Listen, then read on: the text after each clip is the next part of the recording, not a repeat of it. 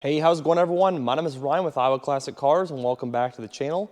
Today is Judgment Day for the 1960 Olds Dynamic 88 two-door hardtop.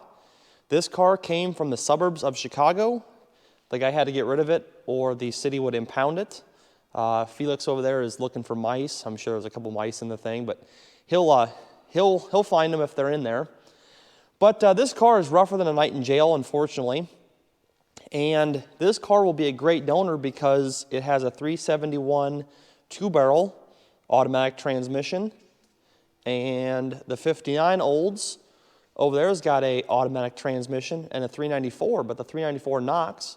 So the plan today is to at least pull the motor and trans, all the stuff off of the engine as well as the power brakes, because this has the better system that's on the firewall versus the Threadle vac, which is underneath the floor on the 59.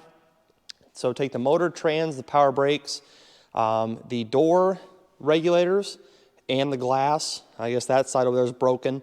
But take both of the manual window regulators. I want to convert the front of the 59 from power to manual because a lot of the stuff is missing for the power. It's just easier to hook up manual, as well as the windshield and some of the trim around it for the pink 59 Impala. So great donor car. Once I'm done with it, it'll go to my buddy John.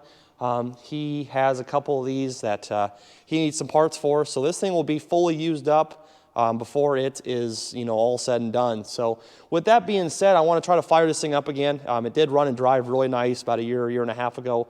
Just want to confirm it still does run. I have a battery on the charger here. Then once that's done, we'll start to pull stuff and yank this motor out of here.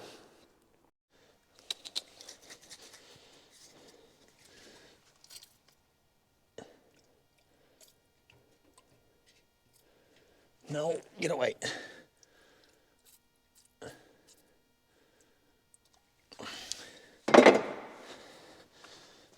Come on. You're a curious boy, aren't you?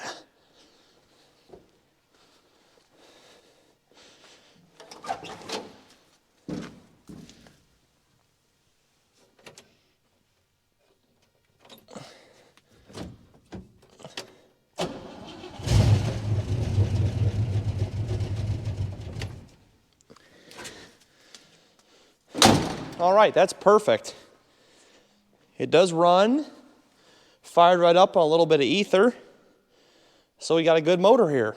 So let's get working. The old cat's still looking for mice. He can hear them. I can hear a couple of them. All right, guys, so I'm not going to film every single step of this because it's very, very straightforward. And I'm sure if you're watching my channel, you've done a motor swap once or twice in your life. But anyways, if you haven't, I'm just going to show you guys what I'm going to be doing here quick. So first of all, both upper and lower radiator hoses.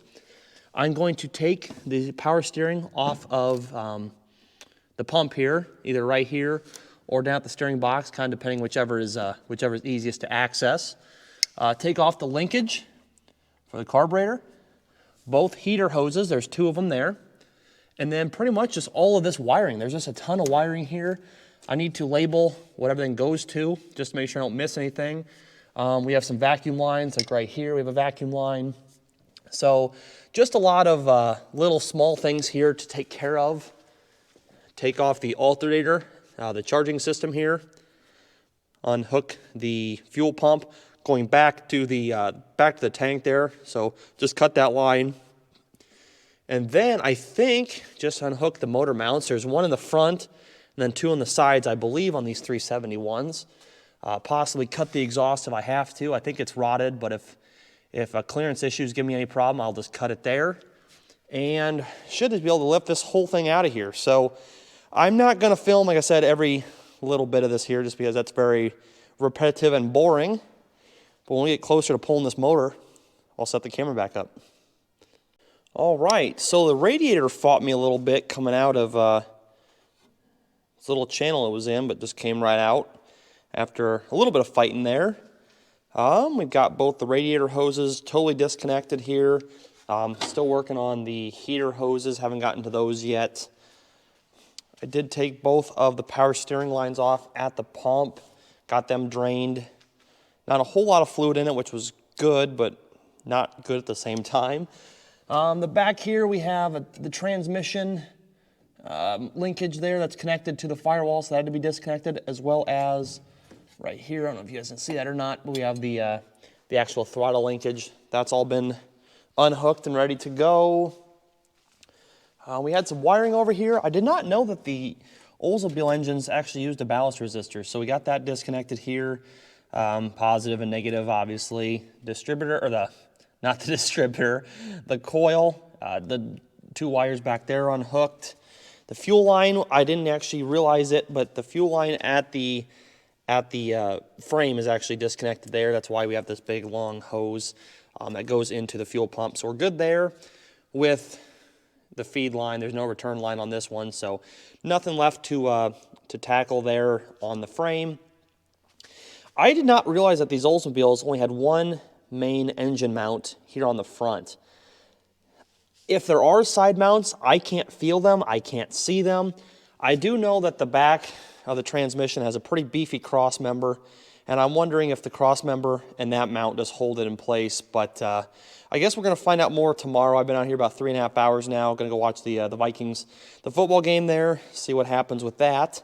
But yeah, I mean, really it wasn't too bad. Really the hardest part of the whole thing was getting that transmission linkage off, because the person before me put the cotter pin in like that, and I just could not get it at all. I had to actually cut it and pull it out in two little pieces. So got that all done.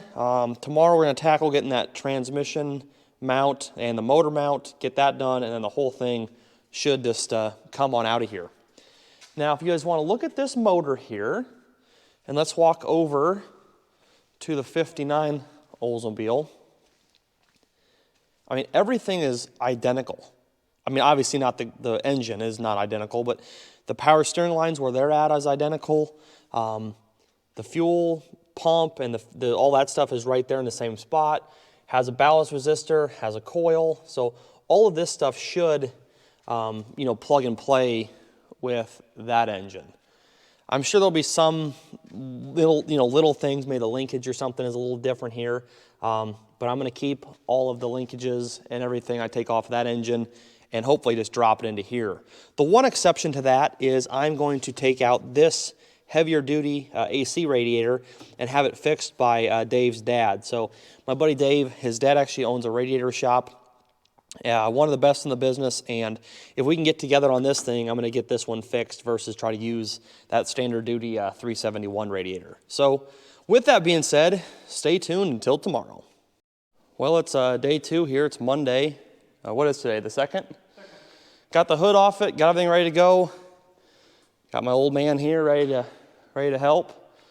So gonna run a chain through the middle head bolt here on each side and just try to lift it up and push the whole car back if we can. So gonna get the camera set up here and then gonna start yanking this motor out.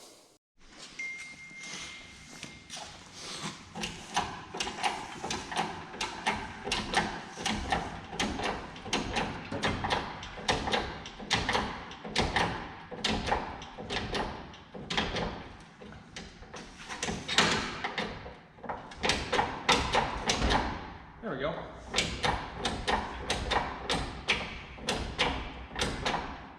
So the problem with these Oldsmobiles is you've got what, 2 foot in front of the engine bay, so it kind of makes it kind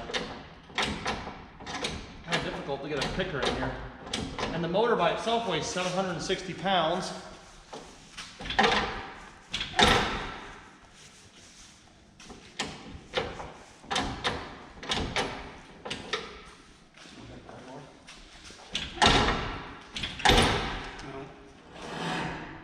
Something's still connected. Yeah, right there. I would think it'd just go straight down. Let me get a pry bar. Like that.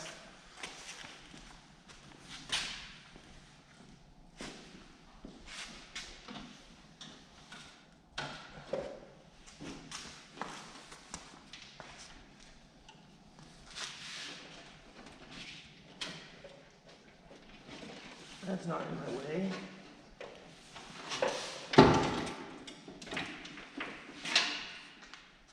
The exhaust is cut. Those lines. Now that would snap. Yeah, you'd be in trouble. Hey, help me pull on this. 1, 2, 3. I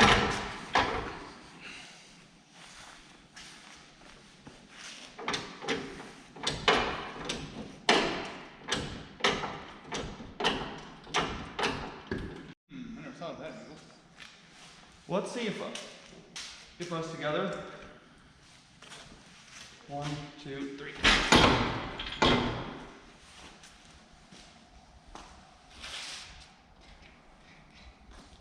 Oh. Got a ground wire right there on this.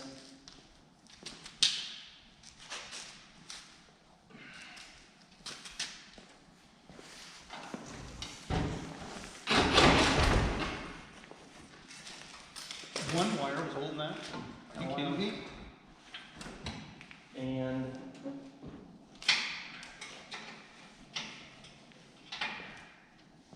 that needs unplugged. Yep, that was holding it. Oh, got our wire right here. I can't see where it goes to. Down to the oil pressure.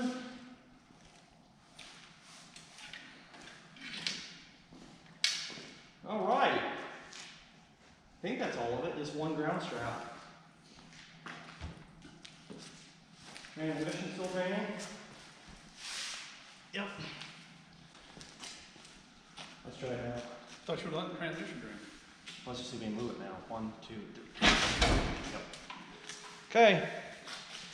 All right, guys, we're gonna let the transmission drain here for a couple minutes. There's no drain plug on these original transmission pans, so let it drain and try to lift this thing out of here.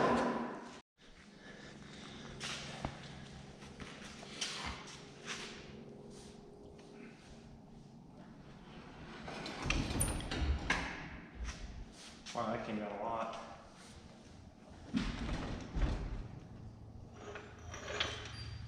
So the exhaust.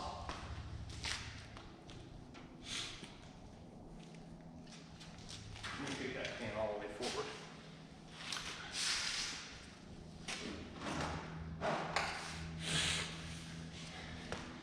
Yeah, I think we just jack it up a little more. We'll push the whole car back. Yep. All right.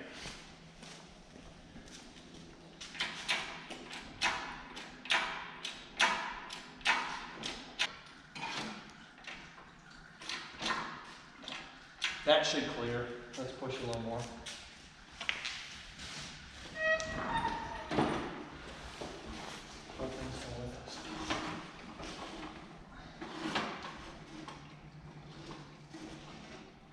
What's catching? I don't know. Nothing obvious going this way. Oh, transmission line just came right off. That's good. We're gonna need those.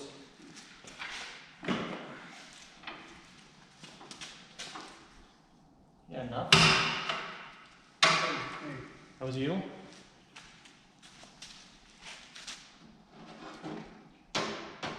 This should come out. I mean,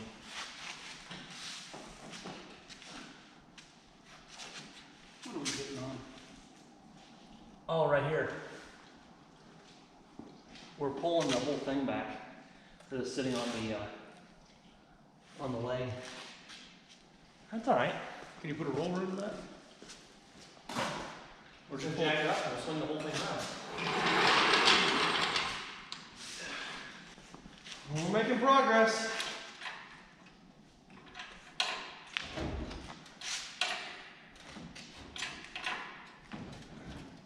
Let's try to pull her. All right. Yep. What you gonna swing, dude? So we're hitting on the pan. It's only has to go up a little more.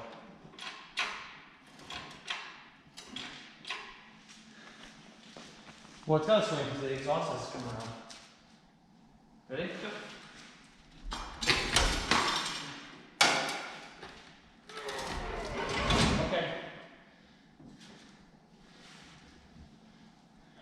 so I think what I gotta do is I almost have to push it back, and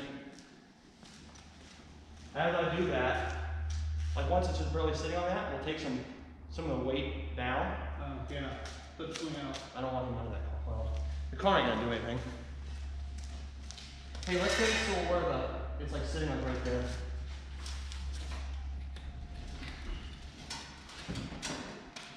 Okay, he's bringing everything along with us. All right, let me just take it up again.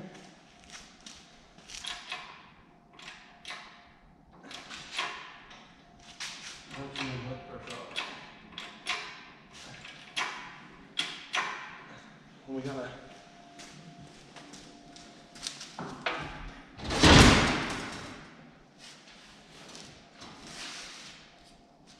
Now on the pan there.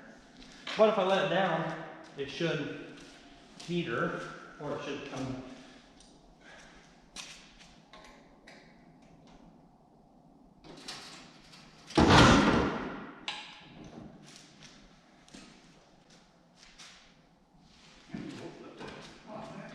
That's heavy, man. I need something like right in the middle of it. Hey, hit that bar. Like that.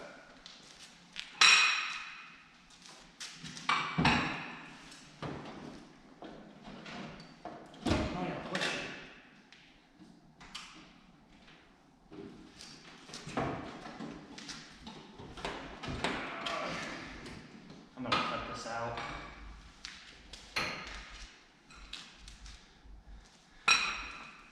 What I need is another picker right now.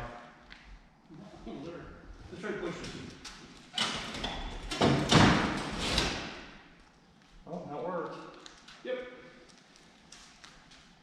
Okay, so You got a jack sander or a jig sander? it's just gonna sit for now. But as soon as it comes down, it's just gonna, all that weight's gonna hang right there. Yeah. So I'm gonna shove this down and we push it off. And teeter it this way. Yeah. I'm sure people in the comments are gonna say how we're doing it all wrong, but at least we're doing it. Yeah, get it done.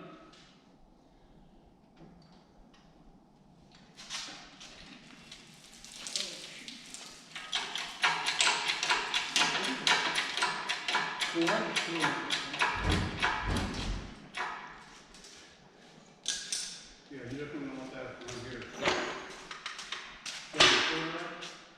Huh? Actually, I just ran out not too long ago. I'm gonna go to True Daddy though and buy some later.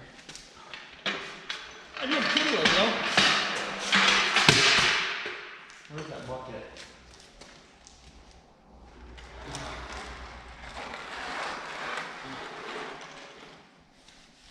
Dad, Yeah. I got a pan under it. See if we can get down slow enough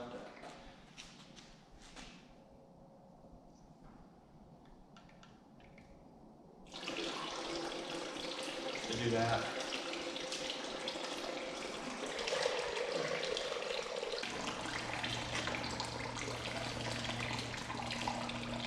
One of those buckets. Well, this engine was pouring coolant when I got it. Or when I would drive it, it would just flood out of the motor. But I don't know where it's coming from.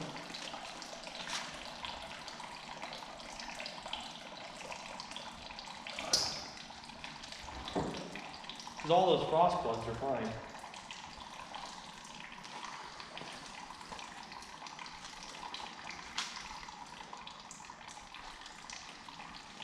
I'm gonna take it down again.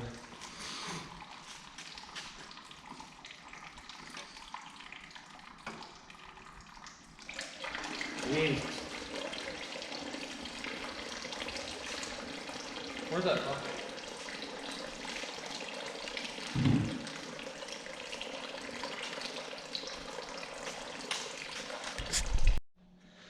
Well, when the camera's not on, the fun always happens.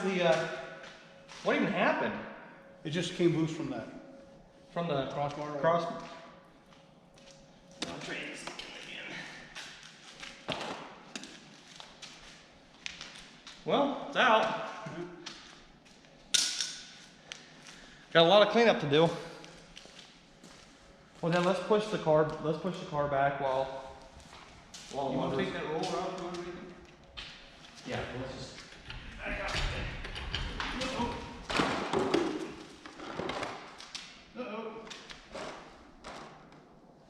all right. Good thing we sealed the floor, what, 6 months ago? Yeah. I should get a pallet and put that on a pallet, honestly. You got a pallet? I did, I threw it away. I know there's a bunch of them. And some more shop towels.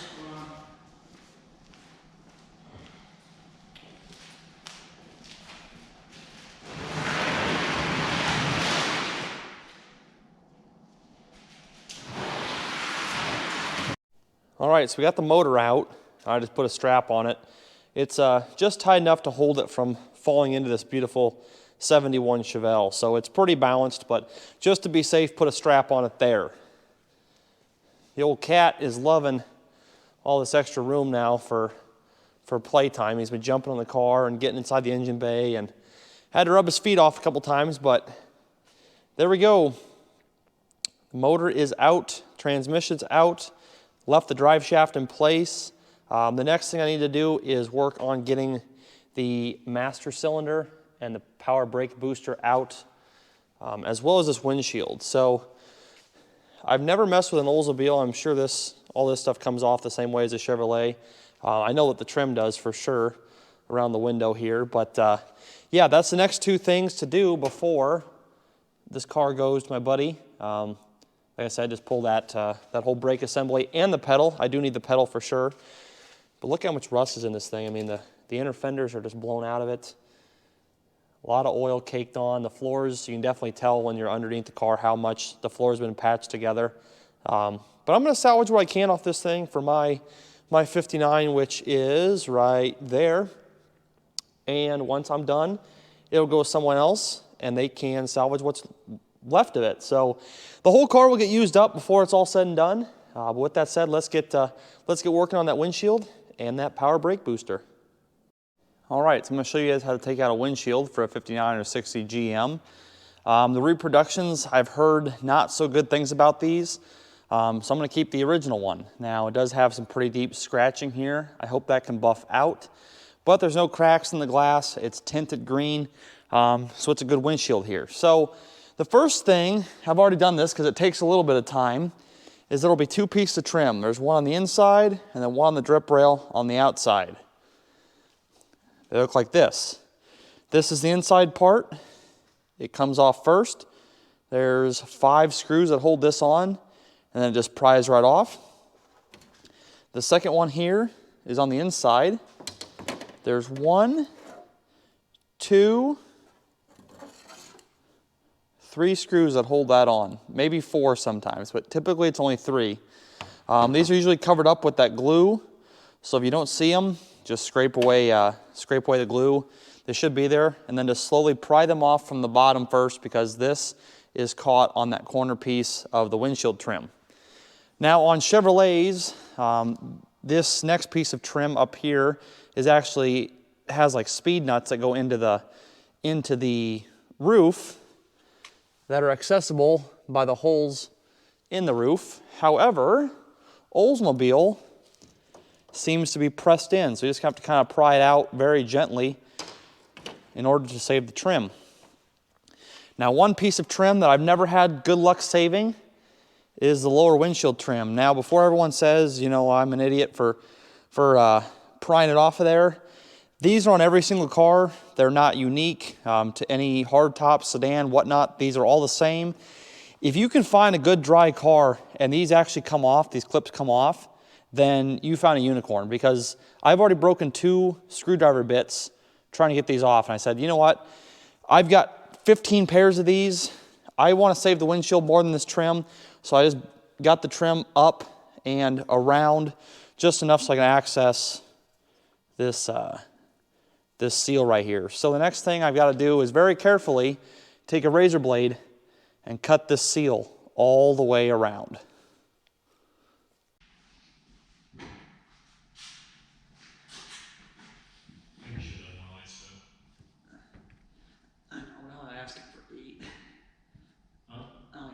at 8. We can do it later. Yeah. I think we'll run that a little bit better. Okay, so pulling glass because they're curved. This curve is their absolute weakest point. So you gotta be really careful. So I cut the top of the rubber, and I'm prying with a couple small screwdrivers on the back side of the rubber, just trying to kind of work it loose. And slowly but surely it will come loose. You just can't force it.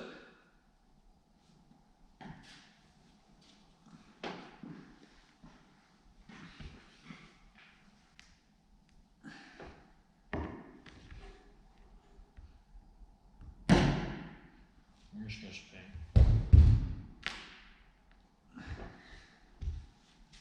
Well, it doesn't help you, but I don't want to be the reason. No, I get it. I get it. What doesn't help it's glued in as well.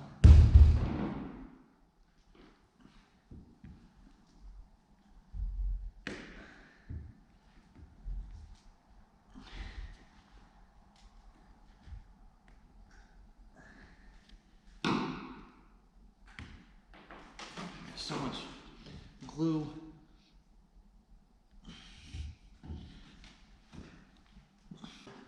I hope it holding up. Is it like almost empty? That's right down here. No, I would not pry in the corners at all. Okay. That's right down here. Here, what if, What about right here? Just this corner or both corners? so like the whole curve is just like it's the weakest spot. Okay. So how I get these out, Mikey, typically is like we get the top loose, we'll pull it up and then out. Okay. Yeah.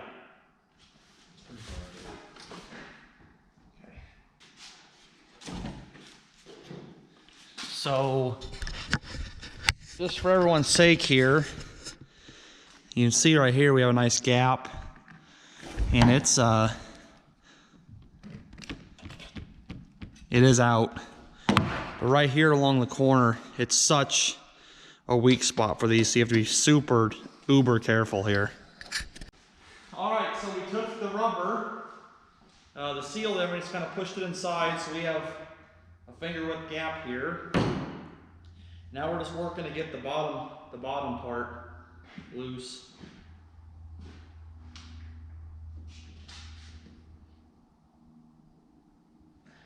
Those are ones coming out. Should I go to the other side?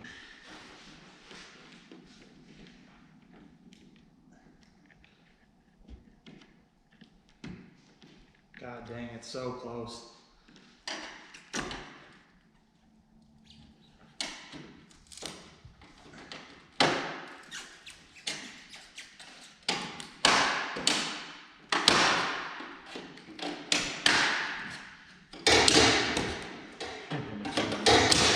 When you get the first at the corner. Oh, she's like 60 something. Oh, she drives. You ready? Let's just kind of go slow. Yep, there we go. Okay, all right, right there. Can you get your fingers on right under right here?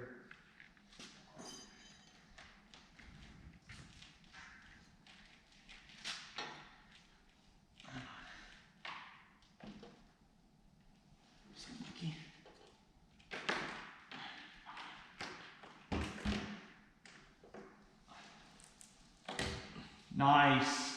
I'm not there yet though. Come forward. I can't. Wait, before we move this, We gotta put it somewhere. You got a pillow? should I put it on top of the wagon? No, because your cat's there. She likes jumping on the fucking thing.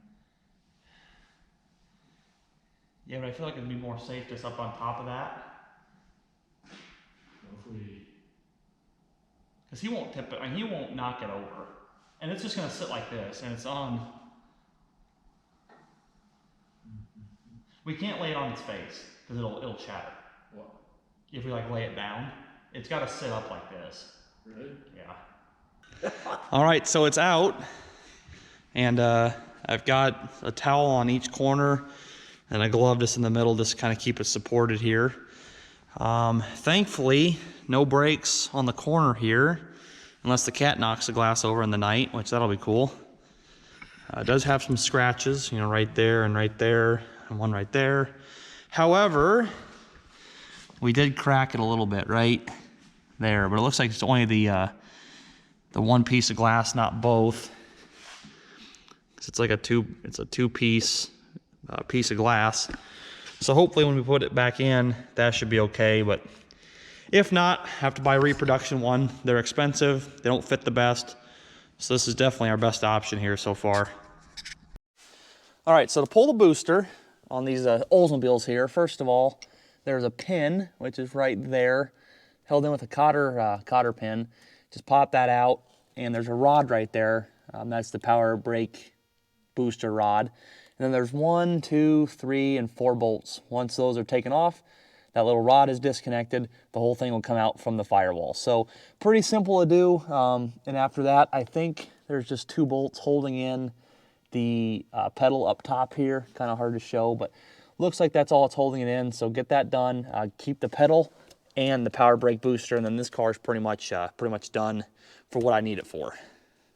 All right, so master cylinder's out. It was just 2 bolts that held in the brake pedal, and 4 bolts that hold in the brake booster there. So now that that's done, I'm gonna save the glass for another day. I'm kind of burned out here, but me and my boy Mikey, I want to get back on this pink car. You can't really see it because it's covered up, but all it needs is a shift linkage and the drive shaft cut down. And it's been a hard time finding a 1963 Chevy Power Glide shift linkage, because that's what will work. 64 has a pivot on the frame, and 63 is the only one that actually uses the aluminum Power Glide without a pivot for the X-frame. So got to get a 63 Chevy linkage, and guess who might have one? This guy. He bought a 4-door, what, 5 or 6 years ago? 2019. Oh, I guess 5 years ago now. And he sold the front clip. We cut the ass end of it off, took the doors off, stripped it all out, but I think the linkage is on it. So we're gonna go out at, what time is it, like 9:30 now, and be stupid in the snow and see if we can find a linkage. All right, so everyone probably remembers here, God, it's nighttime, but the old 1 of 3 known SS409s in what is it, anniversary gold? Before any of you guys complain, it was sitting before I bought it, so I think it's fine. Yeah. Yep, this is an automatic. I can't see. It's got tree fitty. And I think the linkage is gone. Yup. Well. Yeah. Well, that was fun. It's only like 8 degrees below zero here. And I got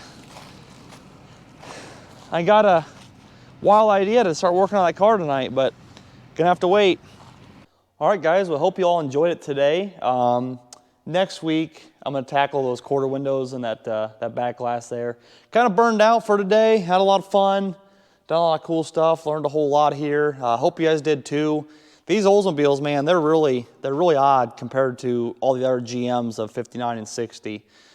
Just goes to show you, even though that the body shell is essentially the same car, everything else is totally different.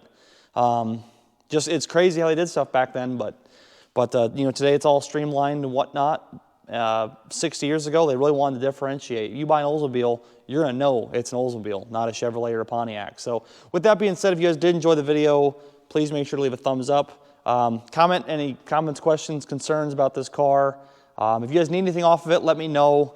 My buddy John is gonna get the whole thing, but if you guys need something, I can let him know and put you in contact with him. If you're brand new, subscribe. Make sure to give a thumbs up for old Felix here. Oh yeah, that's a good stretch, buddy. Yeah. So all right, guys, thank you all for watching. My name is Ryan. This has been Iowa Classic Cars, and I will see you next week.